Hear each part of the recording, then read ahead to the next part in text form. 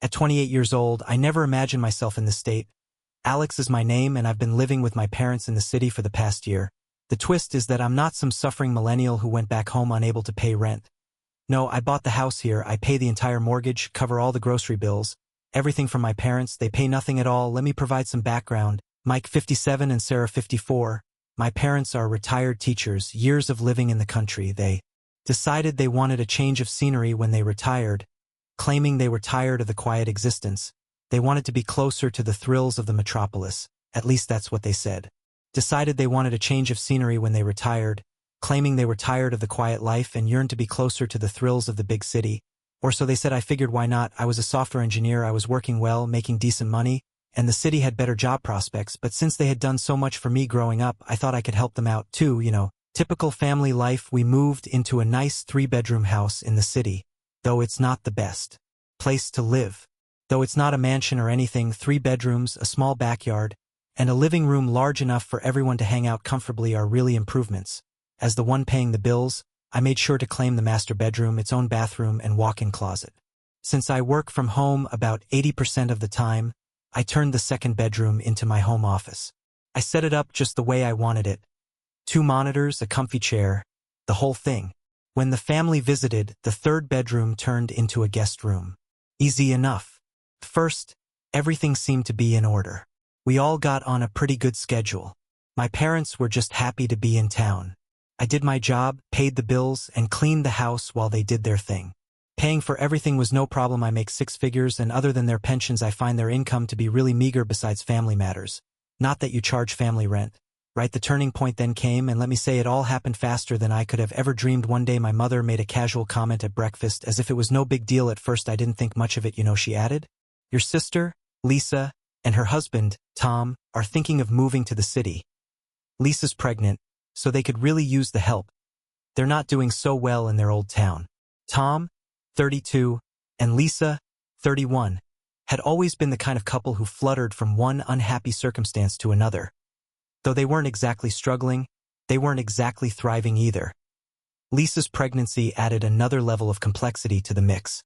This is the part one should have seen coming, but I didn't. She sat me down a few days later and said, "We've invited Lisa and Tom to stay with us. It'll just be for a little while until they get back on their feet." Her tone was incredibly innocent. The first sort of nodded along, thinking, okay, whatever. They'll stay for a while and then get their own place. My parents didn't really ask me if I was okay with them moving in. They just told me after they'd already welcomed me, and I didn't know that this was going to be the case. I didn't know that this was just the beginning of the anarchy. Here's the deal: they come in and immediately leave. It's obvious they think they're staying for good. I was still absorbing the whole thing when Lisa and Tom showed up at our house a week later with luggage in hand, since I'm the one paying for everything: food, electricity, mortgage, you name it. And now I have 2 extra people to feed and take care of. I can already feel the tension building up. Not one person even asked if I was okay with this. I was okay with it. Don't get me wrong, I love my sister. They just moved in like it was the most normal thing in the world. Her family comes first. After all, Lisa's not exactly the most conscientious person on the planet, though she is the kind of person who always finds herself in messy situations and therefore relies on other people to save her. Tom, he's decent enough, but his entitled attitude bothers me in the wrong way. Like Lisa's husband, he naturally demands special consideration from everyone around him. A few days after they moved in, Lisa started leaving these little remarks, the kind that seem harmless but are really a little annoying. "This place is so big, it must be hard for you to clean it all yourself," she would say, or "I can't wait until the baby gets here. We're going to need a lot of space for all that baby stuff." I didn't think much about it at first, but then came the bombshell. Lisa and Tom pulled me aside one evening after I had just finished a hard day at work. Had just finished a demanding day of work to say they wanted to chat. All right, maybe they're going to admit they took up space and ate all the food without trying to help. No, though, rather, Lisa, all laid back, says, "So we've been thinking it would make more sense for us to take the master bedroom." I just looked at them. What I heard amazed me. "We need more space," Tom said, as clearly was evident now. "Keep in mind I pay for the whole morning mortgage. The baby's going to need a lot of stuff, and your room has the walk-in closet and the private bathroom. My in closet and the private bathroom. My name is on the house. I pay for all the food too, so I have been helping the whole family without expecting anything in return, and here they were asking me to give up my own bedroom." I was stunned. I couldn't even react. At first Lisa wasn't having any of it. When I finally asked, "Why don't you just take the guest room? It's big enough and it's already set up for guests," it felt like the arrogance hit me all at once.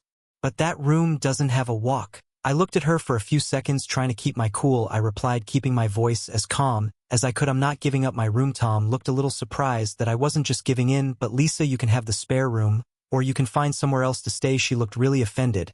And that's when I realized this wasn't going to end well after that uncomfortable conversation where Lisa and Tom just asked me to give up my room. I thought, maybe, just maybe, they would realize how stupid they were. Maybe they would realize how stupid they sounded and back off. Who in their right mind would ask the person who pays for food, housing, and light maintenance to just give up their space like that? Of course, that's not exactly what happened. Over the next few days, I started to see these little things.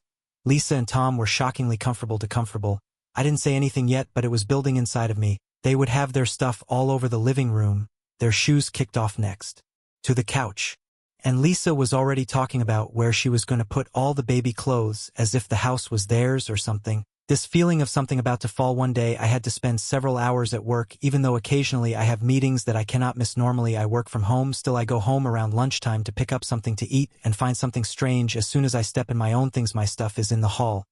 Who knows what this means? My heart is already racing, but I had to see it for myself. Sure enough, Lisa was standing in the middle of my room, packing up the rest of my stuff as I walked towards her. She hardly seemed shocked when I walked in either. I couldn't believe she just looked over at me. Oh hey, I was just finishing up. I yelled out, maybe louder than I intended. What the hell are you doing? She had the guts to act all calm and collected, like this was no big deal. Like it was? It was the most natural thing in the world. Your mom said we could start moving our stuff in here. The baby's coming soon and we need the space. She continued. I could feel my blood boiling. Mothers don't pay a dime towards the mortgage. My mom thought it was okay to let Lisa and Tom use my room without even consulting me. I wasn't going to let this pass. I replied, no going in the room. You're not moving into my room. I've already told you to take the guest room. Lisa objected. She crossed her arms and threw them at me. The guest room is too small for the baby and there's no closet. We need extra space. I'm the one who pays the mortgage.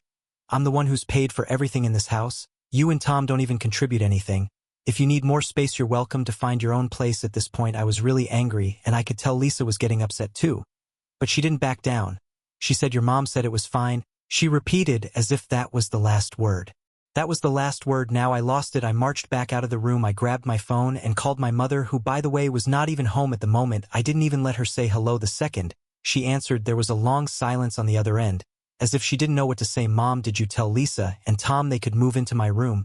I couldn't believe what she finally said. Well, I thought it would be the best solution. They need the space and you already have the office. It's not like you used the room for much. I sniped, are you serious?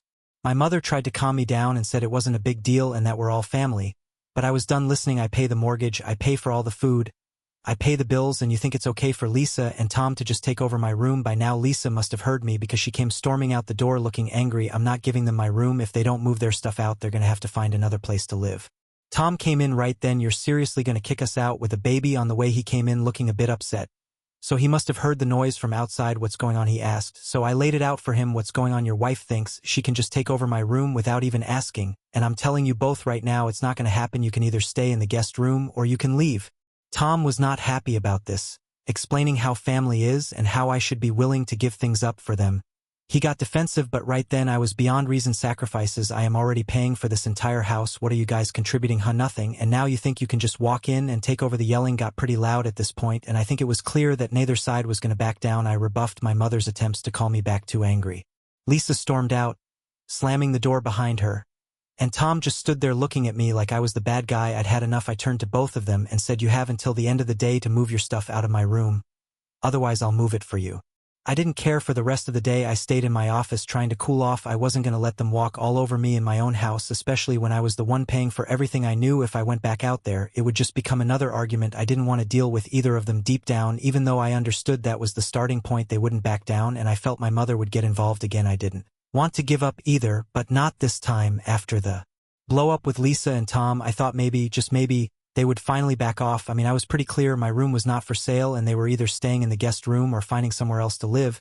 It seemed really easy to me. Of course, though things didn't go as planned, I mostly kept to myself the next day. I wasn't looking for any more drama, to be honest. I was still seething over how things had gone at the office most of the time. I tried to pretend that everything was normal, but I could feel the strain in the air by the time dinner came around. I didn't mind the silence. It seemed like everyone was avoiding each other and tiptoeing around the elephant in the room. I could live with Lisa and Tom staying in the guest room if they would finally stay without causing any more problems. But then, something happened. I went into the kitchen to get some dinner. As usual, I had bought all the groceries. But when I opened the fridge, it was basically empty. I am talking about food. I had just bought 2 days ago, the same scenario. I checked the freezer. Of course, I knew my parents didn't eat like that. And neither did I. Who else could it be? Lisa and Tom? And Tom, I was already annoyed, but I tried to ignore it anyway. I'll just get more tomorrow. They would probably have helped themselves to everything without even asking. But it was more than just food. My mom entered the kitchen without looking me in the eye as I sat down at the table to eat. She quietly made plates for Tom, Lisa, my dad, and herself. Then she didn't make one for me at first. I assumed she must have forgotten. So I basically waited. She sat down anyway. After she had finished feeding everyone, not lying, I felt the anger rising again as I stood there like a watching them all start to eat. They all seemed to be punishing me for standing up for myself. Trying to cool off, I turned to my mother. You didn't make me a plate. She barely turned to look at me. She continued as nonchalantly, as if commenting on the temperature. You don't want to help the family, you don't eat with them. You don't eat with the family. I couldn't believe what I was hearing. She didn't even respond. Excuse me, I pay for everything around here, the groceries, the mortgage, and now I'm being iced out. I became even more annoyed when my dad just sighed and continued to eat as if nothing was happening. Lisa and Tom had a heyday attitude, as if they had won some kind of power play. When I passed Lisa, she even had the guts to smile at me. I couldn't take it anymore. I couldn't take it anymore. I couldn't take it anymore. I wasn't going to be treated like a foreigner in the house I paid for. My mind raced. I slammed the fridge door shut and stormed out of the kitchen. I knew what I had to do next. I went straight to my room and picked up my laptop and started searching for eviction notices. I figured if they wanted to treat me disrespectfully, they could find another place to stay. After all, enough is enough. I am not a free hotel. Within an hour, I had the paperwork ready. I made 2 copies, one for my parents and one for Lisa and Tom. Though at this point they had crossed the line, it felt strange to be separating my own family for weeks. They had been disrespecting me, acting as if the house belonged to them, and then freezing me out because I would not comply with their ridiculous demands. Once the notices were printed, I went into the living room where everyone was sitting and acting as if I was a free hotel. Tom's face went white. If you're not out by tomorrow, I'm calling the police. He wasn't expecting this. You can't be serious. I said, I'm serious. Tom stood up and looked at me, but I didn't move. I'm done with this. You've been freeloading around here without contributing anything. Now you think you can take over my house? No way. We're family now, and I was taller than him, bigger than him, and I wasn't going to be intimidated by his little tantrum. Where Emily? He muttered through clenched teeth. You can't just kick us out. Yes, I replied, moving closer. I'm the one who pays for this house, not you, not Lisa, and not Mom and Dad. If you don't want to be respectful, then you don't get to stay here. You're kicking us out. What kind of brother are you? I shot back. I'm the brother who paid for everything while you two took advantage of me. He looked like he wanted to fight more, but I could see the realization starting to seep in. You have 24 hours. That's more than generous. My mother, who had been sitting there quietly all day, suddenly spoke up. I wasn't bluffing, but I didn't care anymore. You can't do this, honey. She's your sister and brother.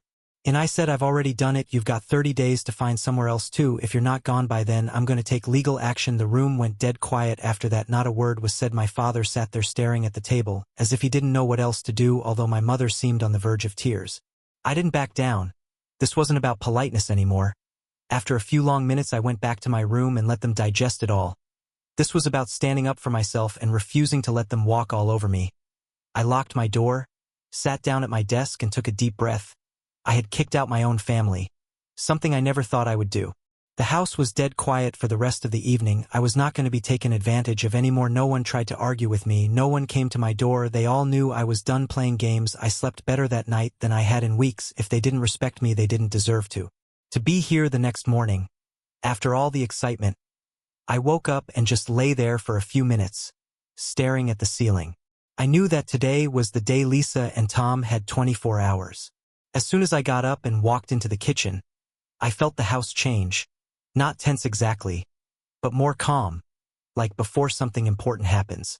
I figured I would make myself some breakfast, since no one was in the kitchen from the last shopping trip Lisa and Tom had made. Not long ago, my parents and I were getting along. I was working, I was paying the mortgage, I was putting food on the table, and life was just flowing naturally. And then Lisa and Tom walked up and everything went off the rails. It's amazing how quickly things can change when people start feeling entitled to things they don't deserve. That was Dad. He walked in quietly, picked up a cup of coffee and sat down across from me at the table. At first he said nothing, just sipped and stared out the window.